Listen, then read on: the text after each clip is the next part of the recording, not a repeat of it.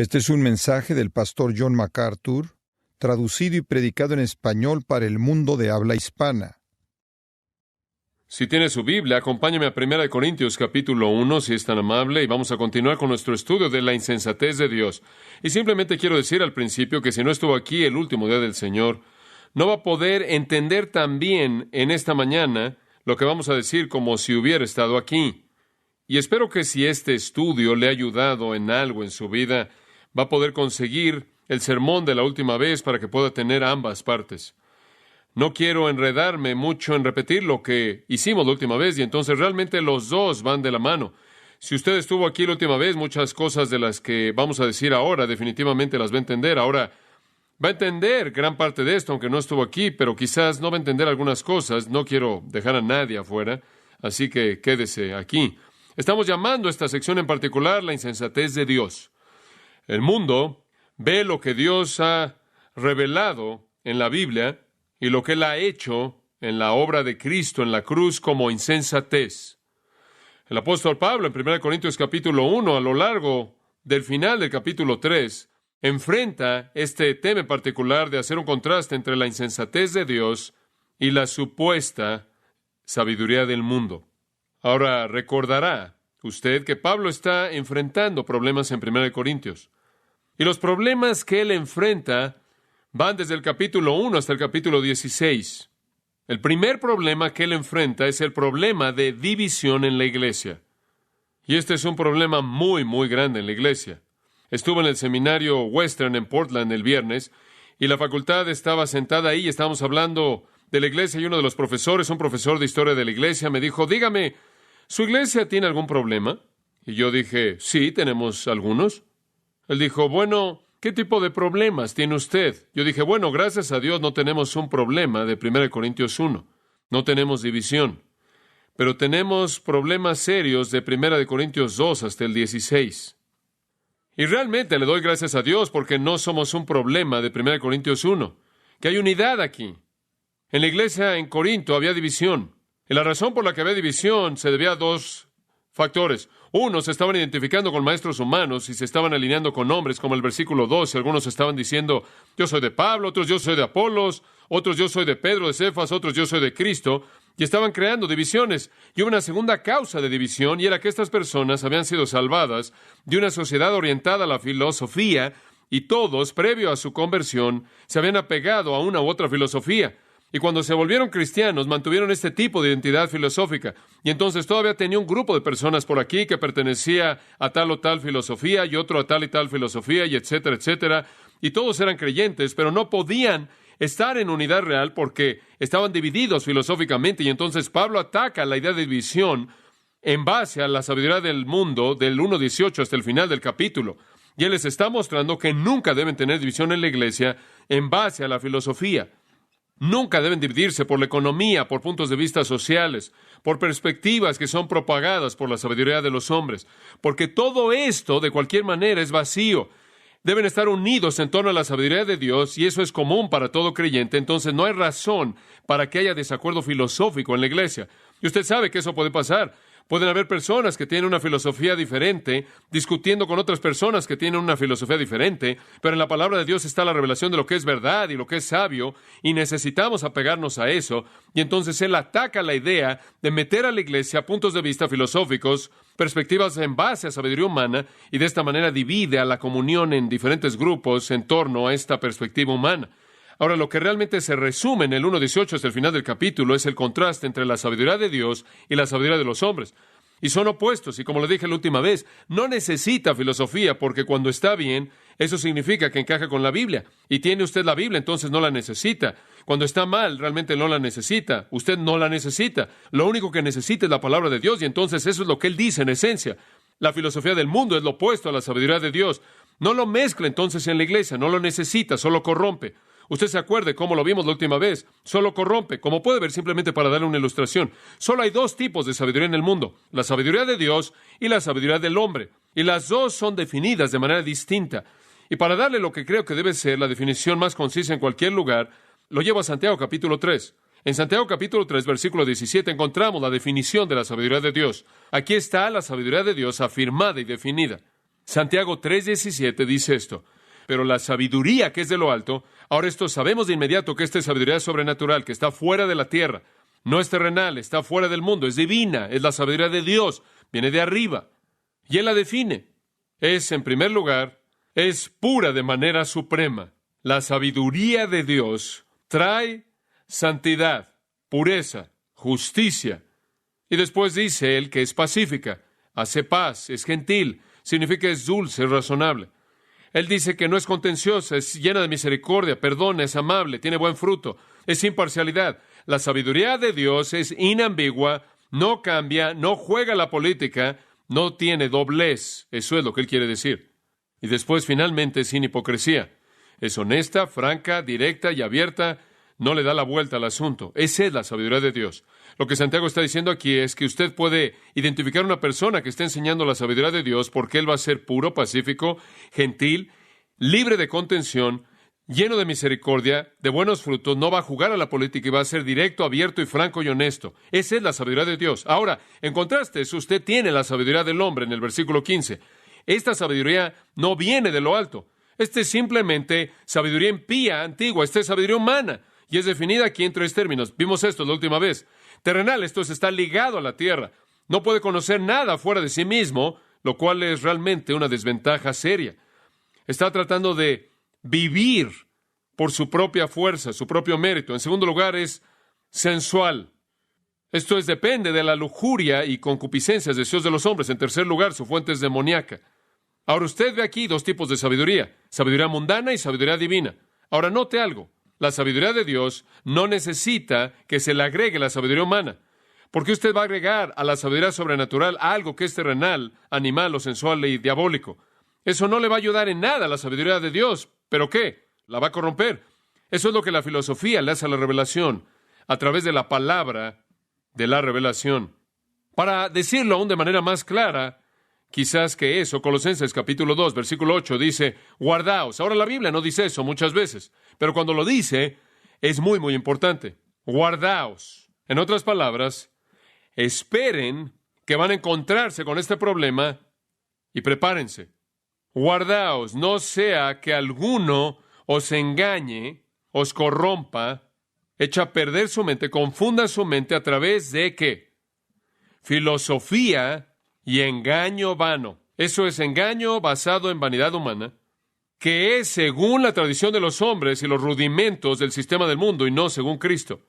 Ahora, cuidado. La filosofía está diseñada sobre la tradición humana. La filosofía es la plataforma del sistema del mundo. Se opone a Cristo. Cuidado. Muchas veces he visto a un cristiano que ha ido a la universidad, ya ha tomado un curso en filosofía y aunque quizás no perdieron su salvación, perdieron casi todo lo demás. La filosofía corrompe. Guardaos, no sea que alguno los corrompa, los eche a perder a través de filosofía y el engaño de la vanidad humana que sigue las tradiciones de los hombres, la base del sistema del mundo, el cual no sigue a Cristo. Porque en Él habita corporalmente toda la plenitud de la deidad. Ahora observe esto. Y vosotros estáis, ¿qué? Completos en Él. Como puede ver, la adición, el agregar la filosofía humana es innecesario. ¿Qué puede añadirle algo que está completo? Nada. Está terminado, se acabó. Usted no necesita filosofía humana. Bueno, ese es el punto de vista entonces que Pablo está presentándole a los corintios. Ustedes no necesitan arrastrar a la asamblea de creyentes la sabiduría de los hombres. Lo único que va a hacer es corromper y dividir, y eso es de hecho precisamente lo que había hecho. E incidentalmente también había contribuido, como veremos, a la mayoría del resto de los problemas en la asamblea corintia. Filosofía mundana, moralidad mundana, conceptos mundanos. El Antiguo Testamento tiene algunas cosas interesantes que decir acerca de esto, y no tenemos tiempo para entrar a todo esto, pero quiero llevarlo a Eclesiastés capítulo 1. Eclesiastés fue escrito por Salomón y hace un relato de la sabiduría humana. Dice, de hecho, en qué consiste la sabiduría humana. Y es un libro muy interesante. Y el Señor lo colocó aquí con un propósito muy especial para mostrarnos las frustraciones y las incapacidades de la sabiduría humana. Ahora, Salomón, él era una persona muy inteligente. Él dice en el versículo 13 del capítulo 1, y di mi corazón a inquirir y a buscar con sabiduría sobre todo lo que se hace debajo del cielo. Como puede ver, yo decidí que yo aplicaría sabiduría y encontraría todas las respuestas. Versículo 16. Hablé yo en mi corazón diciendo, he aquí, yo me he engrandecido y he crecido en sabiduría sobre todos los que fueron antes de mí en Jerusalén. Y mi corazón ha percibido mucha sabiduría y ciencia. Yo estaba tan preparado que no había nadie que estuviera tan preparado, tan educado como yo. Y dediqué mi corazón a conocer la sabiduría. Y claro que al entender eso, entendería las locuras y los desvaríos. Pero conocí que aún esto era aflicción de espíritu, porque en la mucha sabiduría hay mucha molestia. Y quien añade ciencia, añade dolor. Intente eso alguna vez. Capítulo 2, versículo 1. Dije yo en mi corazón, ven ahora, te probaré con alegría, y gozarás de bienes. Observe lo que dice. Él dice, busqué la sabiduría, la encontré. Resumí toda mi sabiduría, y no encontré nada más que un espíritu afligido, porque entre más conocí, más triste me volví. ¿Sabe por qué? Porque entre más conoce usted de la sabiduría humana, si usted es honesto, menos conoce usted realmente. Y entre más usted se da cuenta de lo que usted realmente necesita conocer, no lo puede conocer, y eso entristece. Y entonces dije, ya sé lo que voy a hacer, voy a cubrir mi dilema simplemente al disfrutar de la vida. Versículo 1. Ven ahora, te probaré con alegría y gozarás de bienes. Mas he aquí, esto también era vanidad. A la risa dije, enloqueces, y al placer, ¿de qué sirve esto? Sé lo que haré. Versículo 3, voy a emborracharme. Propuse en mi corazón agasajar mi carne con vino. Esto realmente le ayuda a conocer al hombre moderno. Esto no le ayudó tampoco. Yo sé lo que haré. Versículo 4, engrandecí mis obras. Edifiqué para mí casas, planté para mí viñas. Me hice huertos y jardines y planté en ellos árboles de todo fruto. Me hice estanques de aguas para regar de ellos el bosque donde crecían los árboles. Compré siervos y siervas y tuve siervos nacidos en casa. También tuve posesión grande de vacas y de ovejas, más que todos los que fueron antes de mí en Jerusalén. Esta es la filosofía del mundo. ¿Cómo va a enfrentar usted el hecho de que después de que ha aprendido todo, no ha aprendido nada? Uno simplemente disfrútalo, vive en placer. Si eso no funciona, emborráchate. Y si eso no funciona, enloquece en trabajo y promoción personal y ganancia y posesiones y piérdete en eso. Y dinero, versículo 8, me amontoné también plata y oro y tesoros preciados de reyes y de provincias. Y me gustaba la música y por eso me hice de cantores y cantoras, de los deleites de los hijos de los hombres y de toda clase de instrumentos de música. No puedes ir a ningún lugar sin oír música. La gente no puede existir sin ella. No quiere vivir con sus propios pensamientos. Tiene que tener algo para distraerse. Y entonces, versículo 9, una afirmación modesta. Y fui engrandecido. Bueno, es verdad. Y aumentado más que todos los que fueron antes de mí en Jerusalén. A más de esto, conservé conmigo mi sabiduría. Lo que él aprendió, él recordó. No negué a mis ojos ninguna cosa que deseara, ni aparté mi corazón de placer alguno. Lo que yo quería, lo tenía. ¿Sabe? Algunas personas, eso es lo que quieren. Llegan al lugar en el que pueden tener lo que quieran, lo que sea. Porque mi corazón gozó de todo mi trabajo. Y esta fue mi parte de toda mi faena. Miré yo luego todas las obras que habían hecho mis manos. Y el trabajo que tomé para hacerlas, ya aquí todo era vanidad y aflicción de espíritu y sin provecho debajo del sol. Después volví yo a mirar para ver la sabiduría, los desvaríos y la necedad. Porque ¿qué podrá hacer el hombre que venga después del rey? Nada, sino lo que ya ha sido hecho. Digo, ¿qué podía hacer ahora? Digo, lo he hecho todo, ¿verdad? Me vi a mí mismo y dije, bueno, aquí está Salomón y lo has hecho todo. ¿Qué vas a hacer ahora? No hay nada más que hacer. Y he visto que la sabiduría sobrepasa la necedad. Y el hombre sabio, versículo 14, tiene sus ojos en su cabeza, mas el necio anda en tinieblas. Pero también entendí yo que un mismo suceso acontecerá al uno como al otro. Yo dije, ¿sabes una cosa? La sabiduría es mejor que eso, pero ¿sabes qué? Ambos terminaron igual, las personas inteligentes y las personas torpes. Entonces dije yo en mi corazón, versículo 14, como sucederá al necio, me sucederá también a mí. ¿Para qué, pues, he trabajado hasta ahora por hacerme más sabio? No es sorprendente, el hombre más sabio que jamás vivió dijo que cuando llegó al final, yo fui un necio. ¿Se da cuenta? Esa es la sabiduría humana. Pero sabe que el mundo entero está ocupado viviendo en base a la sabiduría humana. Jesús dijo en Mateo capítulo 7, él dijo, ¿sabe lo que un hombre sabio hace? Él edifica su casa sobre una roca. ¿Y quién es la roca? Dios es una roca. Y vinieron las lluvias y la inundación, descendieron, ¿y qué pasó? Los vientos soplaron y la casa que estaba edificada sobre la roca permaneció firme. Pero el hombre necio, él edifica su vida en las arenas cambiantes de la sabiduría humana, y cuando todo descendió, la casa fue llevada. Es un contraste claro entre la sabiduría de Dios y la sabiduría de los hombres. Todo lo que la sabiduría del hombre jamás hace es cambiar la verdad de Dios en una mentira. Ahora este pasaje, regrese ahora a 1 Corintios 1:18, este pasaje compara la sabiduría de Dios con la sabiduría de los hombres y nos da 5 razones por las que la sabiduría de Dios es superior a la sabiduría de los hombres. 5 razones por las que la sabiduría de Dios es superior a la sabiduría del hombre. Número 1, estamos repasando su permanencia. En los versículos 19 y 20, Pablo dice que la sabiduría de Dios es superior a la sabiduría del hombre porque la sabiduría de Dios es permanente. Y él no hace esa afirmación. Él no dice la sabiduría de Dios es permanente, pero él muestra que la sabiduría del hombre no es permanente. Y ahí está el contraste. Observe el versículo 19. Pues está escrito: destruiré la sabiduría de los sabios y desecharé el entendimiento de los entendidos. Como puede ver, él dice, la sabiduría humana, cuando todo ha terminado, será destruida, será llevada a nada. Y después él presenta un desafío para cualquier persona que contradiga eso. Él dice, ¿dónde está el sabio? Versículo 20. ¿Dónde está el escriba? ¿Dónde está el disputador de este siglo? ¿No ha enloquecido Dios la sabiduría del mundo? Y él dice, el sabio, el escriba y el disputador, y él habla de 3 áreas de entendimiento humano. El sabio, eso es filosofía. El escriba, eso es literatura. El disputador, eso es retórica. Llamen a sus filósofos, llamen a sus escritores, llamen a sus oradores. Déjenlos contradecir esto, que todas las filosofías del pasado han llegado a nada. Toda la sabiduría de los hombres ha resultado en ningún cambio en el mundo. Los mismos problemas existen de manera multiplicada. ¿Dónde están los sabios? ¿Dónde están los escritores? ¿Dónde están las personas que hablan con gran oratoria? ¿Dónde están todos estos hombres que nos puedan dar respuestas? Dios ha hecho necio la sabiduría de este mundo. Y en el sentido de que Dios ha frustrado, que llega hasta su límite y termina en cero con su insensatez. ¿Qué necesitan los hombres? Los hombres necesitan vida, vida eterna. Los hombres necesitan el perdón de pecados. Los hombres necesitan conocer a Dios. La sabiduría humana no puede perdonar el pecado, no puede dar vida eterna y no puede traer a los hombres a Dios. Cuando todo se ha acabado, no puede hacer nada, excepto, como dijimos la última vez, hacer cómoda a la gente que está pecando. Dios permitió a los hombres el seguir su propia sabiduría, les dio esa alternativa, y en todas sus búsquedas de su sabiduría, acabaron sin respuestas, en frustración. Y Dios entró e hizo que su sabiduría fuera insensata por lo que Él hizo. ¿Qué hizo? Él perdonó pecado, Él concedió vida eterna, y Él llevó a los hombres al conocimiento de sí mismo. Él hizo lo que los hombres en toda su sabiduría no podían hacer. Y Él lo hizo mediante algo tan torpe como la cruz de Jesucristo. Ese no es un concepto filosófico complicado, es un hecho histórico simple.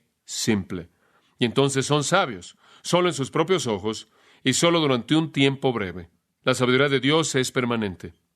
En segundo lugar, y aquí es a donde iremos por hoy, la sabiduría de Dios es superior a la sabiduría de los hombres, no solo por su permanencia, sino por su poder. Versículo 21. Su poder. Como puede ver, el problema con la sabiduría de los hombres es que es agradable sentarse y hablar de eso, pero no puede hacer nada. ¿Alguna vez ha notado eso? La gente no puede cambiar vidas a partir de eso. No transforma a la gente. No perdona pecados. No produce nuevas criaturas. No lleva a la gente a la presencia de Dios. No hace nada como eso. Le da a la gente una satisfacción intelectual para compararla con algo. Me acuerdo cuando estuve sentado una vez en un campus de universidad con un hombre y me dijo, yo entiendo que tu filosofía es la filosofía de Jesucristo. Le dije, no. Le dije, no es una filosofía, es la verdad. Bueno, él dijo, se puede debatir. Bueno, puede parecerte debatible a ti, pero realmente no se debate. Le dije, ¿a qué perspectiva te aferras? Él dijo, bueno, yo estoy convencido de que la perspectiva apropiada es el yin-yang.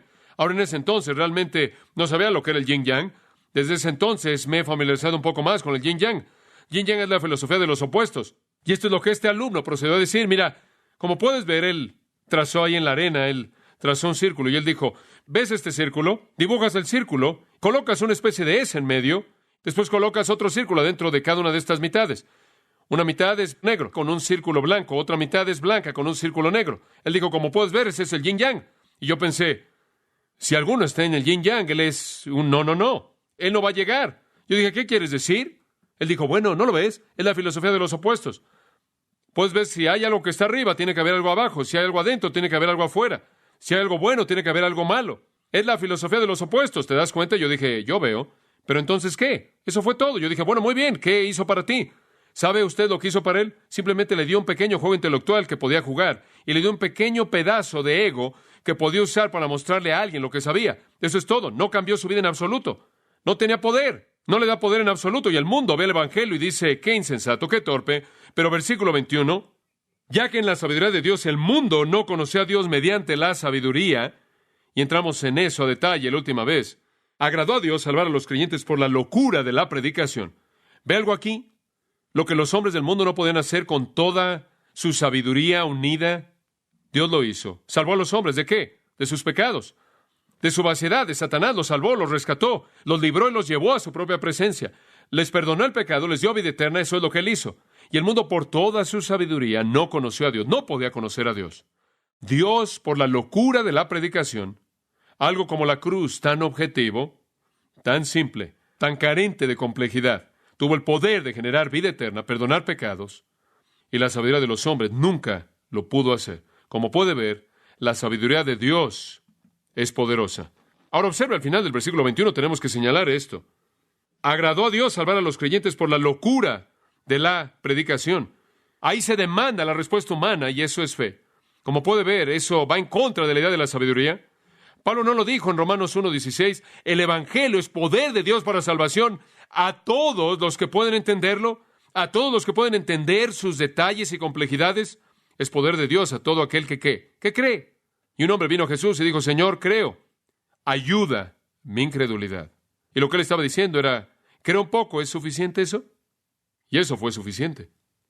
No es cuestión de entender. Cuando usted comienza a tratar de entender la mente de Dios, ahí es cuando usted se mete en problemas. Trate de entender todos los detalles del Evangelio y usted realmente va a estar en muchos problemas. Créalo y acéptelo, esa es la clave. Muy bien, entonces es poderoso. Él reitera el mismo pensamiento en los versículos que siguen, versículos 22 al 25, y él todavía está hablando de poder aquí. Observe el versículo 22. Porque los judíos piden señales y los griegos buscan sabiduría, pero nosotros predicamos a Cristo crucificado, para los judíos ciertamente tropezadero, y para los gentiles locura. Ahora observe esto. Él dice aquí, estamos en el mundo y estamos predicando el mensaje simple de la cruz. Dios en carne humana viene al mundo, Él vive, hace milagros, prueba que Él mismo es Dios, muere en la cruz, derrama su sangre, lleva el castigo de nuestro pecado, resucita de los muertos. Continuamos predicando este mensaje y continuamos diciéndole a la gente, este es el ápice de la historia, este es el tema del universo, esta es la salvación de los hombres, esta es la sabiduría de Dios, etcétera, etcétera. Y dice, no, qué ridículo, son torpezas. Ahora, ¿por qué lo rechazaron? Bueno, él dice en el versículo 22, los judíos piden señales. Ahora, aquí estaba el problema con los judíos. Querían una prueba sobrenatural para todo, todo. Esto es característico. Su demanda constante es, ¿qué señal nos muestras? Lo que realmente estaban diciendo es, haz un truco, haz algo realmente súper mágico.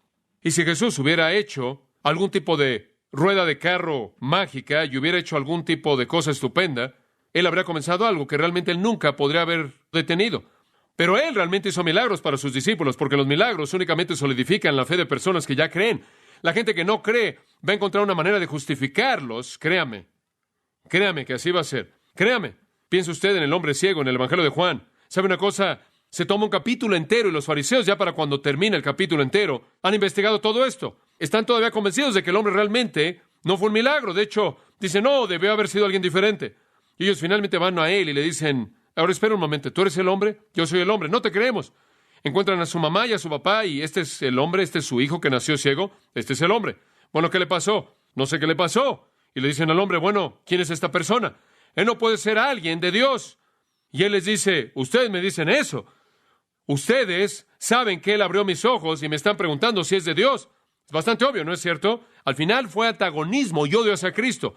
El mundo no tiene la mentalidad de aceptar lo sobrenatural porque el hombre natural no percibe las cosas que son del Espíritu de Dios, porque son locura para él y las va a justificar. Esta es la razón por la que en la actualidad no necesitamos milagros todo el tiempo para convencer a personas que no creen. Eso es un acto de Dios en sus vidas. Jesús hizo milagros en frente de los discípulos para convencer a aquellos que ya creían en su poder, el cual fue exhibido entonces y será exhibido en sus vidas. Y de hecho, Él dijo, harán cosas más grandes de lo que yo he hecho. Pero siempre querían una señal. Mateo 16, los fariseos y los saduceos vinieron y dijeron, bueno, queremos una señal. Y Jesús dijo en el versículo 4, no se les va a dar ninguna señal a esta generación impía y adúltera fuera de la señal de Jonás. Lo cual significó que Jesús moriría y estaría 3 días en la tumba y resucitaría. Y cuando resucitó de los muertos, ¿sabe usted lo que hicieron? Sobornaron a los soldados para decir que robaron su cuerpo y que realmente no resucitó. Así de ciegos estaban.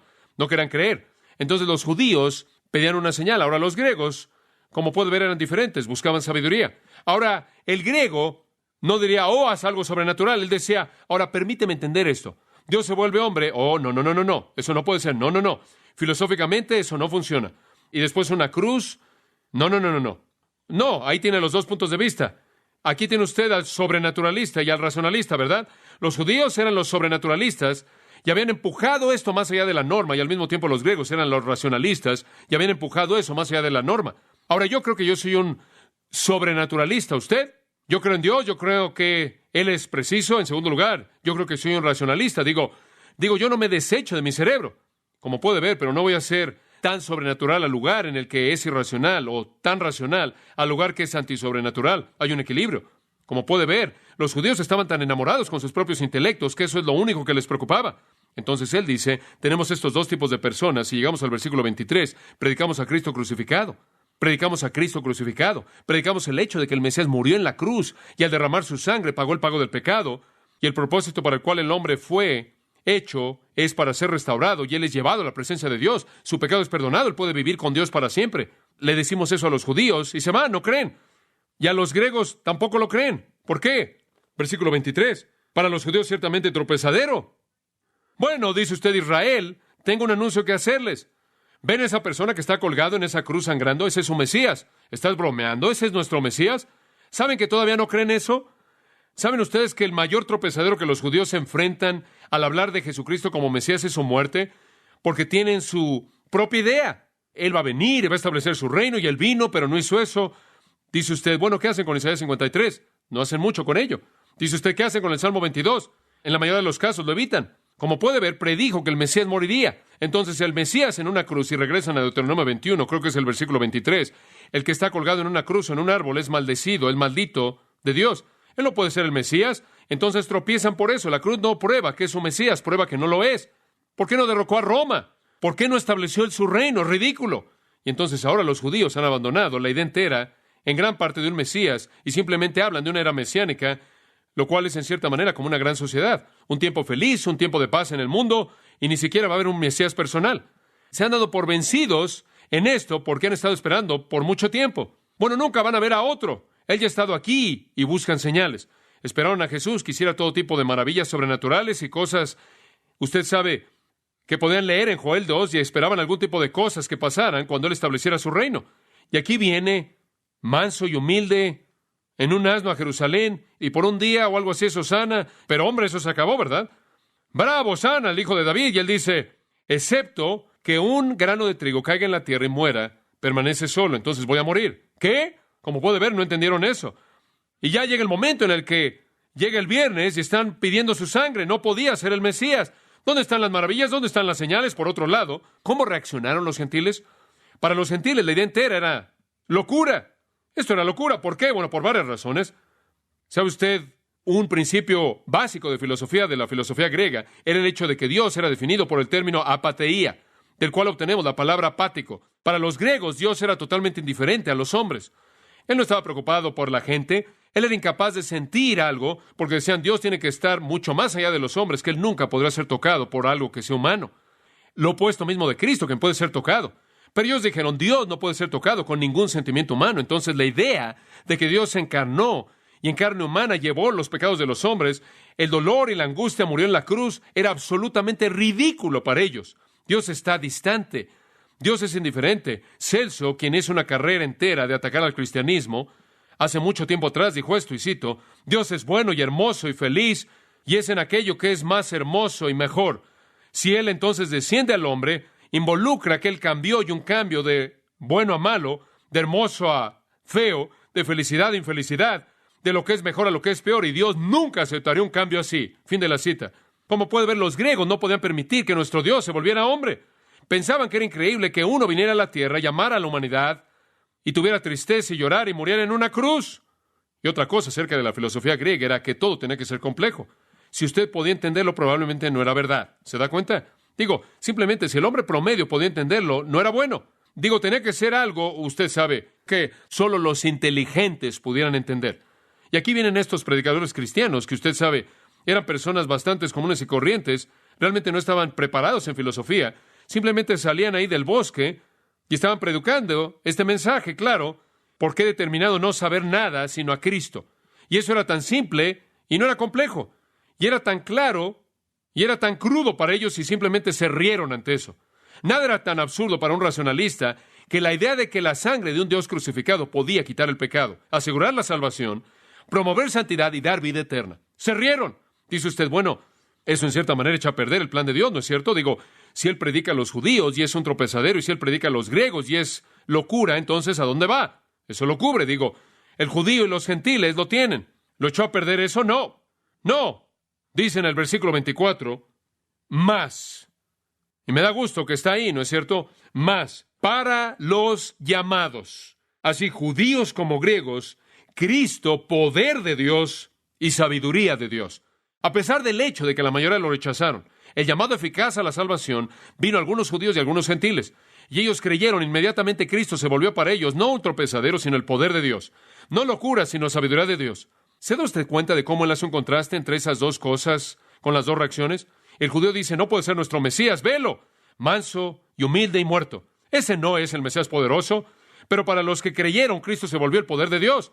¿Y no es eso correcto? Pablo dijo a los Colosenses en el 1:29, creo que es, él dijo, solo quiero decirles que yo trabajo, pero no soy yo, es Cristo operando en mí poderosamente. ¿Se da cuenta? Y entonces los gentiles dijeron, locura.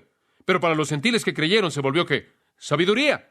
Cristiano, ¿se da cuenta de algo? ¿Se da cuenta de que nos sentamos mucho y escuchamos a grandes hombres de nuestro mundo? Y hay muchas grandes personas desde el punto de vista humano, mucho más inteligentes de lo que somos. Digo, yo ni siquiera podría aprobar los procesos educativos que ellos han aprobado, y he leído algunos de los libros que ellos escribieron, y me di por vencido en la página 20 porque ni siquiera entiendo de qué están hablando. Digo, hay niveles obviamente de inteligencia, y hay algunas personas que simplemente son súper inteligentes, y simplemente no estamos en el mismo mundo con ellos.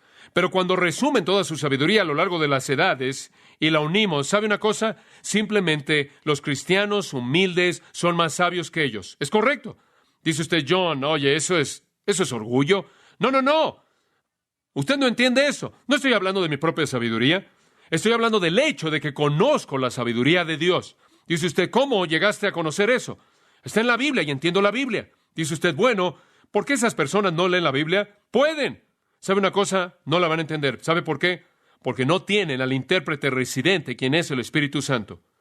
En 1 Corintios 2, versículo 7, mas hablamos sabiduría de Dios en misterio. La sabiduría oculta.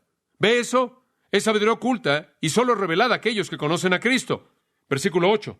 La que ninguno de los príncipes de este siglo conoció. Lo mejor de los hombres. Los hombres más preparados no lo conocieron. ¿Por qué no? Porque no estaba abierto a ellos el encontrarlo. Versículo 9. Cosas que ojo no vio ni oído yo. ¿Qué quiere decir eso? Eso significa que no puede ser conocido empíricamente. No puede ser conocido externamente. No puede ser conocido por la experiencia. En segundo lugar, ni han subido en corazón de hombre. Eso es. No puede ser conocido racionalmente, no puede ser conocido internamente. Usted no puede conocer la verdad de Dios mediante observación. Usted no puede conocer la verdad de Dios por racionalización. Pero versículo 10, pero Dios nos las reveló. Pero Dios tiene que, ¿qué? Revelarlas a nosotros por el Espíritu, porque el Espíritu todo lo escudriña, quien viene a vivir en usted cuando recibe a Cristo. Ahora, no estoy diciendo que soy más inteligente que el resto de la gente en el mundo desde un punto de vista de coeficiente intelectual. Simplemente no es verdad. Una vez tomé una prueba de coeficiente intelectual y no soy muy bueno, yo lo sé. Hay muchas personas en este mundo mucho más inteligentes que yo, pero yo sé que ellas, con toda su inteligencia, nunca conocerán la sabiduría de Dios. Y están luchando con toda su economía y todas sus ciencias sociales y todas las disciplinas con las que están luchando para tratar de entender lo que está pasando en el mundo. Y yo les puedo decir, pero nunca me darán la oportunidad de hacerlo. La gente me dice, ¿por qué no te metes a tal o tal programa? ¿Quién va a quererme? Yo tengo todas las respuestas. Eso terminará la discusión. ¿Qué harían entonces? ¿Tendrán que tocar música? Bueno, eso esencialmente es lo que las Escrituras dicen con respecto al poder. Dice esto, con todo lo que los hombres han inventado, no tienen el poder de cambiar su naturaleza. No tienen el poder para transformar sus vidas, pero Cristo sí. Y entonces la sabiduría de Dios es mucho más superior a la sabiduría de los hombres porque tiene el poder de salvar, el poder de regenerar vida nueva y concede sabiduría divina. Entonces, para los llamados, aquellos que son elegidos, a los que Dios ha escogido, judíos y griegos, Cristo es poder de Dios y sabiduría de Dios. Tenemos tanto poder que es ilimitado. Podemos hacer mucho más abundantemente de lo que podemos pedir o pensar, ¿verdad? Según el poder que actúa en nosotros. Es emocionante. Bueno, él cierra esta pequeña sección con el versículo 25, el cual es un principio que resume todo lo que él ha dicho. Porque lo insensato de Dios es más sabio que los hombres, y lo débil de Dios es más fuerte que los hombres. Permíteme hacerle una pregunta. ¿Es Dios insensato? ¿Es Dios débil? Ambas palabras son usadas para efectos de ironía. Son palabras que son vistas desde el punto de vista de un hombre. Cuando un hombre piensa que Dios es insensato, cuando un hombre piensa que Dios es débil, En ese punto Él es infinitamente más sabio que ese hombre e infinitamente más poderoso. ¿Se da cuenta? Escuche, dicho de esta manera, hay muchas cosas que Dios sabe que nosotros no sabemos, ¿verdad? Digo, escuche, usted lee la Biblia y usted termina y la estudia año tras año. ¿Y de qué se da cuenta? Usted difícilmente sabe algo. Eso es lo que la educación hace para usted. Le enseña lo que usted no sabe. Y entre más preparado esté usted, más sabe usted que no sabe. Y yo estudio la Biblia más y más. ¿Y sabe lo que pasa? Veo los versículos y veo los detalles y digo, sí, dice esto y aquello, pero ¿qué hay acerca de esto? Y comienza a ver que Dios está mucho más allá de lo que usted se puede imaginar. Hay complejidades en la mente de Dios que están mucho más allá de lo que el ser humano jamás puede comprender. Y entonces hay cosas, digo, si usted quisiera comparar a lo más inteligente de los hombres con la muestra más suprema de la sabiduría de Dios, la diferencia será infinita, porque la diferencia entre la sabiduría total de los hombres y la verdad más simple de Dios es infinita. Como puede ver, Él está diciendo, lo más simple que he hecho es la cruz, la muestra más débil de mi poder, y está infinitamente más allá de la sabiduría y poder de los hombres. Ahora eso le da una perspectiva correcta, ¿verdad? Ese es el principio. La simplicidad de Dios y la representación más pequeña de poder de Dios es capaz de hacer lo que la sabiduría y el poder del hombre nunca, jamás llegaron a concebir de hacer. Ese es el principio. La doctrina de la cruz puede ser locura, pero tiene poder. Poder para salvar vidas. Poder para conceder sabiduría. Un tercer punto, y vamos a terminar aquí. Él muestra que la sabiduría de Dios es superior a la de los hombres, no solo por su permanencia y su poder, sino también, y esto es fabuloso, es paradójica. ¿Sabe una cosa? Al mundo le encanta la sabiduría. El mundo realmente se gloria en eso. ¿Y sabe usted que las pruebas psicológicas muestran que el deseo de conocer es igual al impulso sexual? La gente realmente quiere conocer. Y hay mucha gloria personal y mucha vanidad en el conocimiento, ¿verdad? La Biblia dice que el conocimiento envanece. Hombre, usted sabe esto, este conocimiento, y usted lo despliega, está en un grupo y alguien dice, bueno, yo sé eso, y ay, ¿por qué? Y esto y aquello, y usted sabe, el conocimiento hace eso. Hay beneficios en la ignorancia, humildad, ¿verdad? Es bueno no tener la respuesta para que usted simplemente se pueda sentar y aprender. Algunas personas no tienen la respuesta, pero de todas maneras le van a dar una a usted, usted sabe. Pero como puede ver, al mundo le encanta que todo sea complejo y tratar de entenderlo, de descubrirlo con su propia sabiduría. Esa es la razón por la que apela a ser un psicólogo, porque usted se puede sentar y analizar a alguien, ¿se da cuenta? Puede decirle por qué hacen lo que hacen, y esto es así, y esto es así, y simplemente le da una especie de complejo de Dios. Y al mundo le encanta eso. Le encanta tener todas las respuestas. Pero ¿sabe una cosa? Dios no apela a eso, porque eso es vanidad. Dios pudo haber hecho el evangelio tan complejo que solo personas realmente inteligentes podrían haber sido salvadas si lo hubieran podido descubrir o entender. Digo, habría sido una filosofía bastante compleja y habría tenido que estar en la cima de los mejores de su clase. Tendría que haber sido de los más inteligentes para ser salvo. Pero como puede ver, eso habría destruido el propósito que Dios tenía en mente, porque la mayoría de la gente no está a ese nivel. Jesús dijo, te doy gracias, Padre, porque escondiste esto de los sabios y de los entendidos, Mateo 11:25, y lo revelaste a los niños. Porque sabe que cuando Él hizo eso, Él le mostró al mundo cuánto ellos necesitaban la sabiduría de Él. Él no necesitaba nada de eso. ¿Quiere oír algo? ¿Usted cree que el profesor más grande del mundo secular, la mente más grande que conoce en el mundo, la mente más brillante en el mundo, algo así como Einstein o algo así, una mente brillante, sabe que el hombre más torpe que es un cristiano, simplemente él es un hombre amable, lo ama, el Señor lo ama, pero no es tan inteligente? Así es como el Señor lo hizo. Muchos de nosotros estamos ahí, pero así es como el Señor lo hizo. ¿Sabe una cosa? Ese hombre es infinitamente más sabio de lo que Einstein jamás lo fue. Infinitamente. Escuche esto. Es una reprensión viva a la sabiduría del mundo. Observe el versículo 26. Pues mirad, hermanos, vuestra vocación. Ahora, ¿sabe lo que eso significa? Eso significa, miren a su alrededor, adelante. ¿Quién está sentado cerca de usted? Véalo. ¿Ve su llamado? Obsérvelo. Él dice, vean ahí el llamado de los creyentes. Vean a sus hermanos. Véanlos. ¿Que no sois muchos sabios? ¿No hay muchos sabios según la carne? ¿Ve algún filósofo ahí donde está sentado usted? ¿Ve alguno de los más grandes intelectos aquí en esta mañana? ¿Ni muchos poderosos? ¿Ve alguno de las personas más influyentes del mundo aquí esta mañana? ¿Ni muchos nobles? ¿Ve algún rey, príncipe, persona de jerarquía social? No. Dice usted, no hay muchos de ellos, solo nosotros. Ahí está Juan por acá y aquí está María y Guillermo. Usted sabe, estoy buscando y no veo a ninguno. No veo a muchos de estas personas. Bueno, Dios tenía un propósito en esto. En la mayoría de los casos, ¿no es verdad que la iglesia está constituida de personas simples, humildes? Simplemente somos nosotros. O decimos, esto no será maravilloso si tal o cual se convirtiera en cristiano. ¿No decimos eso mucho? ¿No sería maravilloso que tal o cual se convirtiera en cristiano? O si tan solo usted sabe, será fabuloso, pero por una razón el Señor escogió que la iglesia fuera constituida de personas humildes como un testimonio viviente al mundo de que Él no necesita su rango y su influencia y su sabiduría. ¿Se da cuenta? No muchos. Ahora hay algunos poderosos, y hay algunos sabios, y hay algunos que son nobles. Estaba Dionisio, estaba Sergius Polis, estaban las damas nobles en Tesalónica y en Berea. Estuvo un hombre influyente llamado Arastos, que era el tesorero. Han habido algunos nobles y poderosos y sabios, no muchos. De regreso, nuestro amigo Celso, ahí en el 178, después de Cristo, le escribió una carta atacando al cristianismo. Esto es lo que él dijo, y cito.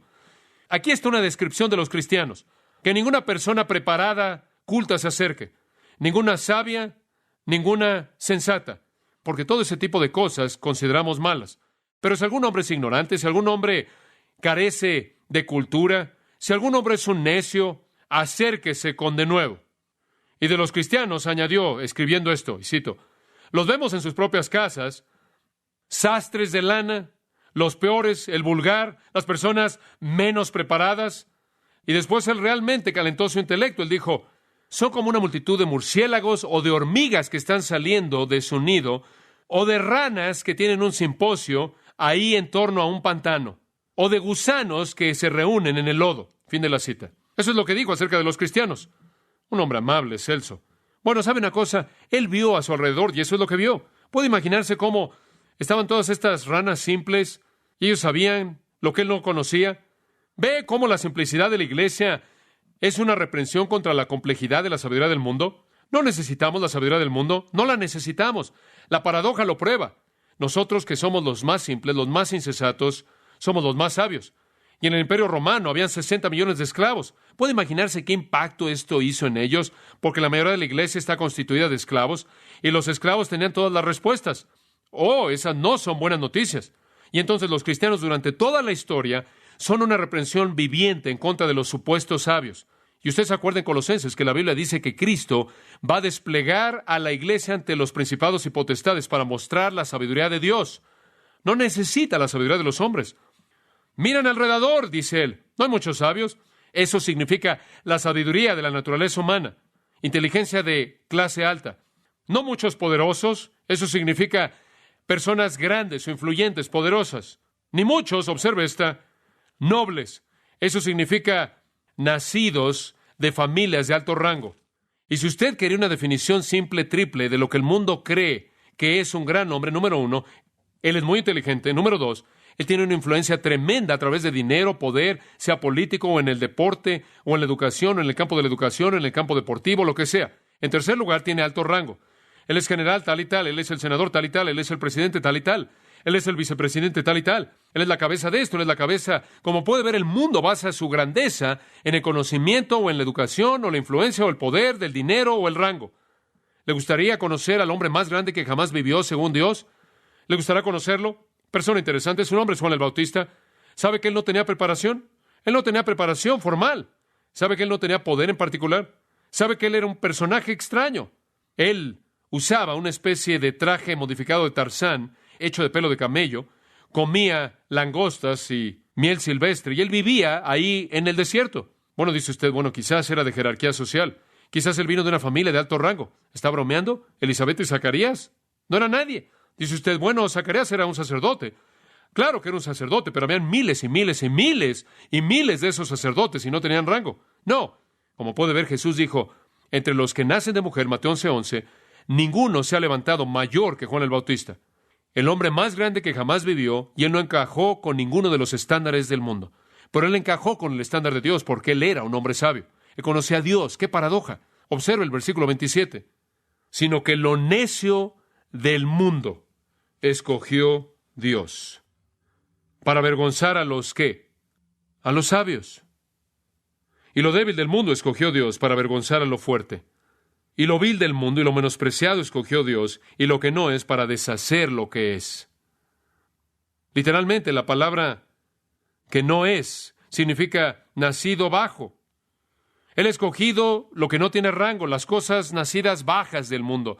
Las cosas que son despreciadas son las que Dios ha escogido. Cosas que ni siquiera son consideradas. Son cosas que no son para llevar a nada las cosas que son. ¿Ve el contraste ahí? En los versículos 27 y 28, Él hace un contraste entre lo que Dios ha escogido conforme Él ha mencionado lo que Él no ha escogido. En otras palabras, Él dice, Dios no ha escogido a los preparados, sino a los insensatos. Él no ha escogido a los poderosos, sino a los débiles. No a los que han nacido en clase alta, sino a los nacidos a nivel bajo. Él ha escogido cosas que a los ojos del mundo no son nada, cosas para llevar a nada las cosas que creen que son cosas que valen algo. Bueno, usted sabe cómo la palabra de Dios lo presenta. Como puede ver, la filosofía humana no significa nada. Pablo dice, saquen eso de ustedes, no lo necesitan. ¿No puede ver que la permanencia de la sabiduría de Dios, el poder de la sabiduría de Dios y la paradoja de la sabiduría de Dios al escoger a la iglesia muestra que Dios no necesita la sabiduría humana? Oremos. Gracias, Padre, por darnos tu verdad, tu sabiduría. Ayúdanos a confiar en ella, no en nuestro propio entendimiento, sino saber que en Cristo tenemos el poder de Dios y la sabiduría de Dios.